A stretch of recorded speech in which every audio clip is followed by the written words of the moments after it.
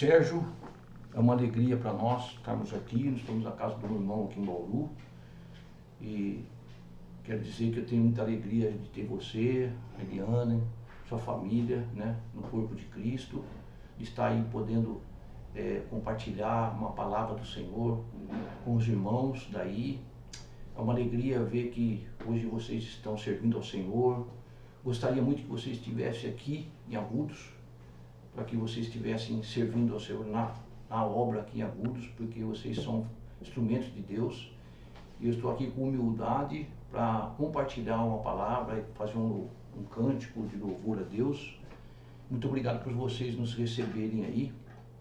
Que a paz do Senhor seja sobre todos vocês, em nome de Jesus.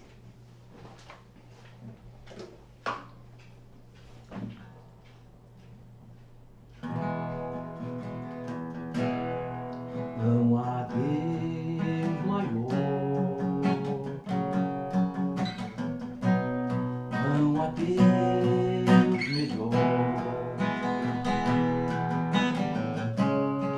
não há Deus tão grande como nosso Deus. Não há Deus maior, não há Deus melhor, não há Deus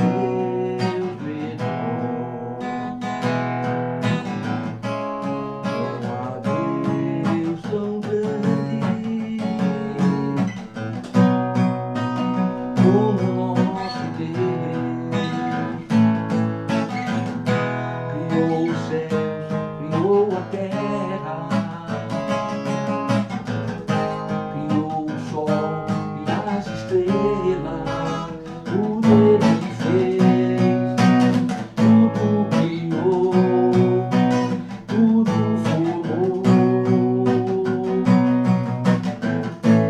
Para o céu louvor, para o céu louvor, para o céu, para o céu, para o céu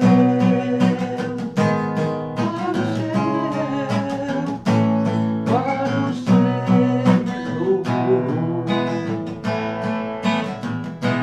Criou os céus, criou a terra, criou o sol e as estrelas, tudo Ele fez, tudo criou, tudo formou. Para o céu louvor, para o céu louvor, para o céu,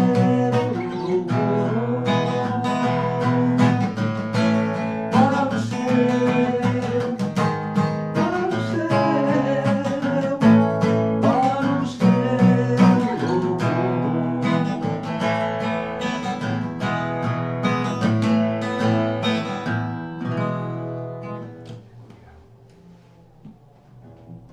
Aleluia. Quero ler com vocês no livro de Hebreus, capítulo 5, versículo 11 até o 14, e Hebreus 6, versículo 1 ao 3. A esse respeito, temos muitas coisas que dizer e difícil de explicar, porquanto vos tendes tornado tardios em ouvir. Pois com efeito, quando deviam ser mestres, atendendo ao tempo decorrido, tendes novamente necessidade de alguém que vos ensine de novo quais são os princípios elementares dos oráculos de Deus. Assim vos tornastes como necessitados de leite, e não de alimento sólido. Ora, todo aquele que se alimenta de leite é inexperiente na palavra da justiça, porque é criança.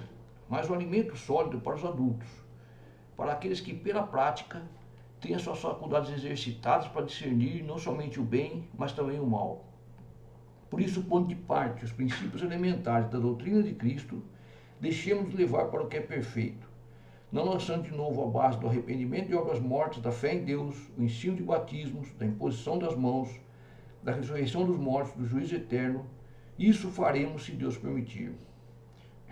Esse texto aqui, irmãos, é um texto que eu vou falar coisas que eu penso, né? Vocês têm a liberdade de julgar, mas eu creio que esse texto aqui é uma carta de Paulo, do apóstolo Paulo, dirigida aos hebreus. Esses hebreus são judeus, são povos que vieram da dispersão, da diáspora, de uma perseguição que houve em Jerusalém. E esses judeus, eles foram pessoas que saíram para a Judéia, Samaria e outras cidades, outras regiões. Eles pregavam o evangelho onde eles chegavam, eles faziam discípulos, eles levavam essas pessoas à conversão, a receber Jesus como Senhor, Salvador e Rei da vida deles. Eles levavam essas pessoas a se tornar realmente uma congregação, tinham responsabilidades, eles iam de cidades em cidades onde eles foram pela dispersão, eles foram assim usados por Deus. E o escritor chega e manda uma carta para eles dizendo: vocês são crianças, vocês deveriam pelo tempo já serem adultos, vocês deveriam estar comendo alimento sólido e hoje vocês têm necessidade de leite. É difícil nós falarmos com uma criança uma coisa que ela não consegue entender. É difícil nós chegarmos para uma criança e dizermos: senhora, você não pode colocar a mão no forno, você não pode pôr o dedo no forno, o forno está quente, vai queimar o seu dedo. Ela não sabe o que é forno, ela não sabe o que é fogo, ela não sabe o que é queimar, ela não sabe o que é dedo. Então o que a gente tem que fazer? Usar de autoridade, tirar ela dali e não permitir que ela se aproxime do forno. Com irmãos, muitas vezes, o normal é uma pessoa se converter e ser uma criança. O normal do mundo físico é uma pessoa nascer e ser um nenê. Mas não é normal passar um tempo devido, ser ministrado, ser ensinado e continuar sendo nenê. E infelizmente no mundo espiritual isso ocorre. Por quê? Porque as pessoas não respondem aos tratamentos de Deus, não respondem às disciplinas, não respondem às orientações, aos ensinos, não aplica aquilo que está sendo comentado, aquilo que Deus está falando, e elas ficam informados, cabeça grande, mas o coração não é trabalhado, não é transformado. E o escritor aqui diz: vocês deviam ser mestres pelo tempo. Então eu acredito que Deus tem um chamado para mim e para vocês, e acredito que tem um tempo onde Deus espera de criança, nós passamos por uma fase média e passamos por uma fase adulta espiritualmente. E o adulto, ele assume compromissos, o adulto assume responsabilidades, o adulto se integra, se envolve e se compromete com aquilo que ele faz. É totalmente diferente. Um adulto, você pode dizer: olha, você precisa fazer isso, ele sabe que precisa, ele vai lá e faz. O que Jesus quer de nós? Quer que a gente chegue, ele possa contar conosco e ele nos levar a ser trabalhados por ele e ser instrumento dele. Jesus deu uma missão para os discípulos e disse: vocês façam discípulos de todas as nações. Isso só pode ser feito com pessoas responsáveis e pessoas que multiplicam a imagem de Jesus na vida das pessoas. Essa é a base. Eu não posso fazer discípulos de nações se eu não fizer um grupo, levantar um grupo de discípulos e enviar. Eu não tenho condições de eu fazer de todas as nações. Eu posso fazer numa localidade, posso ir para outra, mas eu tenho que multiplicar filhos de Deus parecidos com Jesus, com o caráter de Cristo, que vão reproduzir. Quando uma pessoa é imatura, nós não podemos e nem queremos que ela multiplique. Ela vai multiplicar a espécie. Toda multiplicação no mundo físico, natural, é segundo a espécie. Uma cobra gera cobra, um cavalo gera cavalo, uma zebra gera zebra, um gato gera gato, cachorro gera cachorro. Filho rebelde, discípulo rebelde, gera discípulo rebelde. Discípulo, filho de irmão divisor, gera irmão divisor. Murmuradores geram murmuradores. Santos gera santos. Obedientes gera obedientes. Então o chamado de Deus envolve uma resposta nossa, envolve estar debaixo do senhorio de Cristo e nós estamos sendo trabalhados por Deus para ser aquilo que Ele tem para nós. Eu vejo que alguns homens na Bíblia, que a Bíblia diz que toda a Escritura é inspirada por Deus e é útil para ensino, correção, repreensão. Então eu aprendo vendo na Bíblia pessoas como Moisés. Moisés, ele ficou ali, relutou um pouco quando Deus o chamou, mas depois ele tomou uma posição e disse, eu estou aqui. A vida de Moisés foi trabalhada antes do chamado, já visando uma preparação, e foi preparada depois.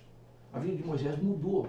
E o plano que Deus tinha, que era tirar Israel do Egito, tirar Israel da idolatria, fazer Israel um povo para ele, separado para ele, um povo peculiar dele, foi realizado.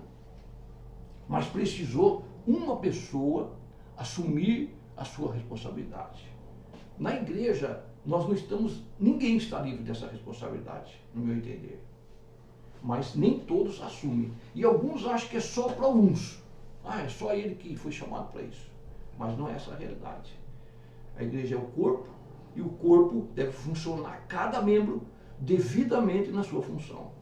Se eu sou um olho, eu não vou ser um bom ouvido. Se eu sou um ouvido, eu não vou enxergar. Se eu sou boca, eu não vou andar. Se eu sou mão, eu não vou andar com a mão no chão.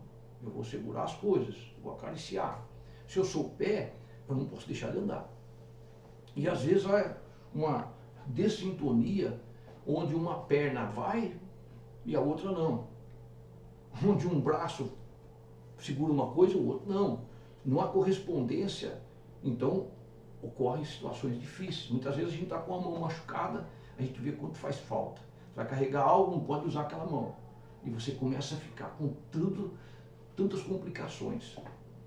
Então, nesse texto, a palavra de Deus mostra algo que muitas vezes as pessoas passam por cima. Mas no capítulo 6 fala de 6 bases do reino de Deus. 6 alicerces. E hoje a gente precisa ter esse conhecimento desses alicerces. E ter prática, e ter na nossa vida esses alicerces. Quais são? Arrependimento de obras mortas. Fé em Deus, são os 2 primeiros. O que é arrependimento de obras mortas? Obra morta é todas as obras que eu faço que não caminha nada para a eternidade. Quando eu faço esse tipo de obra, eu preciso me arrepender. Isso é vão. Isso é coisas que não edificam. Quando eu me arrependo, eu estou tendo base. Quando eu falo áspero com uma pessoa ou com a minha esposa, eu tenho que ter arrependimento. Eu tenho que ter base. Quando eu recebo essa base, a minha natureza me leva a arrependimento.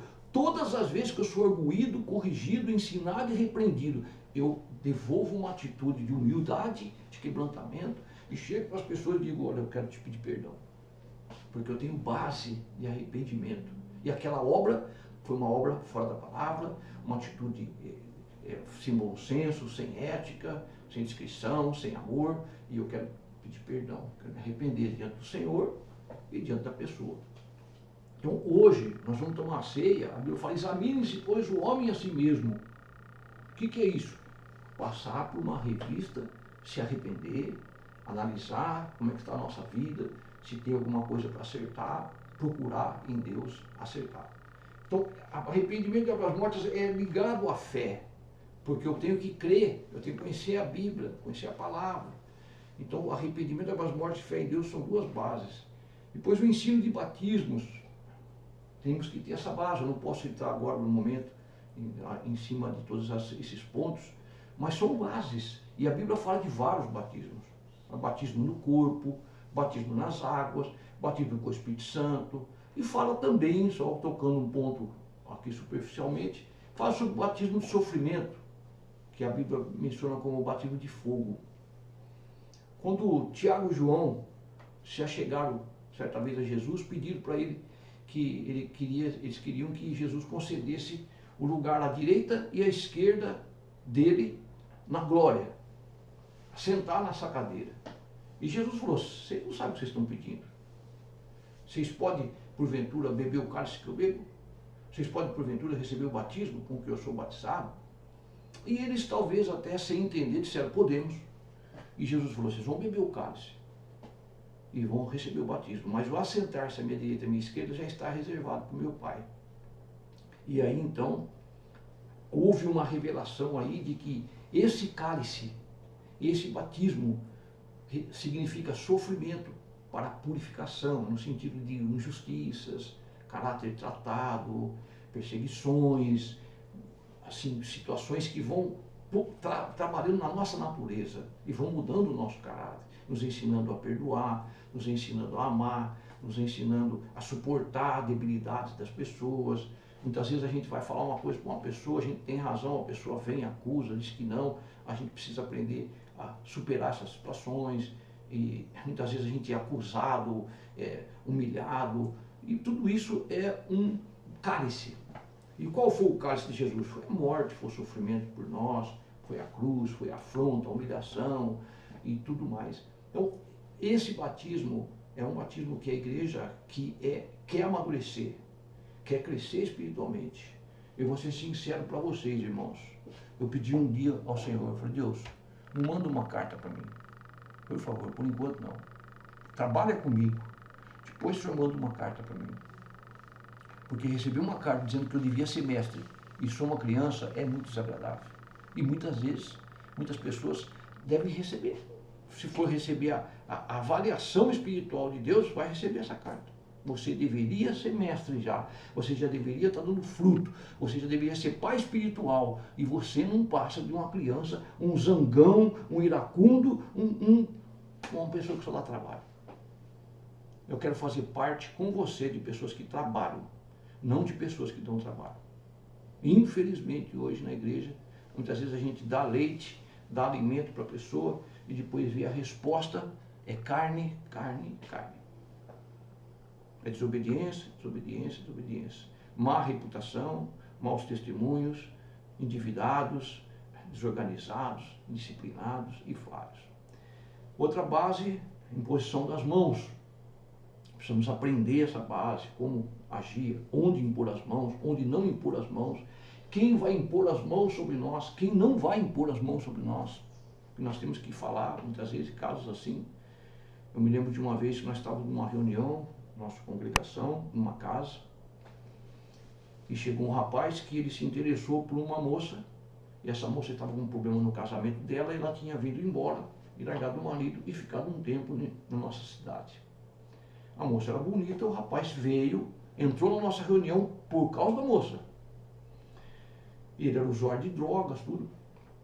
Quando chegou o momento da reunião, nós nos reunimos para orar pela moça e fomos, por ordem do pastor, impor as mãos sobre a moça.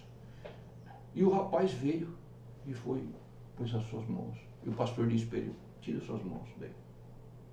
Eu vou orar por ela. Por favor, tira suas mãos daí, você não está preparado para orar por ela. E ele ficou bravo. Mas por quê? Porque ele não era convertido, ele não tinha experiência, ele estava ali com pensamentos e sentimentos escusos e queria impor a mão sobre a moça. Então, a imposição de mãos é algo muito sério, algo muito importante, muito espiritual, tem que ser dirigido por Deus, temos que aprender essa base.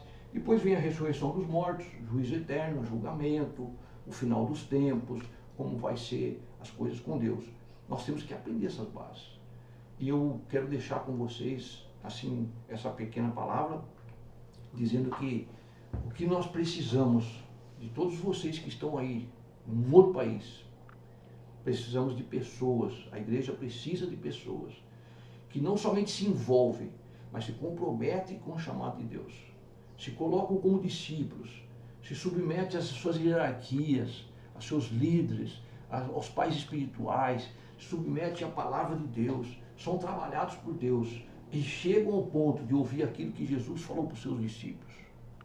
Agora, toda a autoridade me foi dada nos céus e na terra, portanto, vai com a minha autoridade, vai com a minha bênção, vai com a minha cobertura, vai com o meu respaldo e façam discípulos daquilo que vocês já são. Multipliquem aquilo que vocês receberam do Senhor Jesus. Jesus é o nosso irmão primogênito. Nós somos irmãos de Cristo espiritualmente. e somos filhos de Deus em Cristo Jesus. E hoje nós imitamos o nosso irmão mais velho, que é o primogênito, que é Jesus Cristo. E para a honra e glória do Senhor, Deus fez do Filho unigênito dele. Ele alterou para primogênito para nos receber como outros. Então tem lugar e nós temos que pensar hoje. Quantas pessoas estão perecendo, indo para o inferno, porque não há testemunhadores, não há pessoas obedientes, não há quem pregue. Não há pessoas que assumem o compromisso de crescer e de reproduzir e fazer discípulos. E eu vou encerrar essa mensagem contando uma experiência que certa vez eu estive num encontro e um homem de Deus se levantou no meio do culto, daquele retiro. Ele disse: quantos de vocês acreditam que Deus fala com crianças? E nós levantamos a mão. Deus pode falar com uma criança. Deus falou através de uma mula. E ele disse: quando eu era menino, eu tive uma experiência, eu tive uma visão.